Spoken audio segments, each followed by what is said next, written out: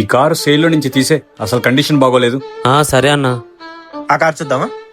ఏం కారు కావాలి సార్? ఆ కార్ చూపించండి. రండి సార్. ఏం బాగాలేదు కదా? ఇది కూడా వద్దు. ఇది కూడా ఏం కంఫర్ట్ లేదు, ఏం బాగాలేదు. సార్ మీరే అనుకోకపోతే ఫ్రెండ్లీ బడ్జెట్ లో మంచి కారు ఉంది సార్. ఏం కార్ అది? మారుతి 800 సార్. ఆ కారు ఈ రోజులో ఎవరు వాడతారయ్యా? సార్ కారు మోడల్ గురించి ఆలోచించొద్దు, కండిషన్ లో నంబర్ 1. ఒకసారి చూద్దాం. సరే పద. సార్ ఈ కారు మా ఓనర్ తోలనివ్వడు. ఒకవేళ తోలినా 1,50,000 చెప్తాడు. నేనైతే 60,000కి ఇప్పిస్తాను సార్. ఏ సతీష్, ఒక నిమిషం సార్. సార్ చెప్పండి. ఆ కార్ సేల్లో నుంచి తీసేమన్నాగా మళ్ళీ ఏంటి అక్కడ డిస్కషన్? సార్ వాళ్ళెవరో పిక్చర్లో ఉన్నారు.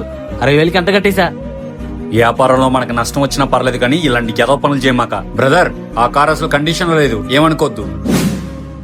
2 రోజులు లేట్ అయినా పర్లేదు బ్రదర్, మీలాంటి నమ్మకస్తుల దగ్గర కార్ తీసుకుంటాను. ఈ మాట చాలండి.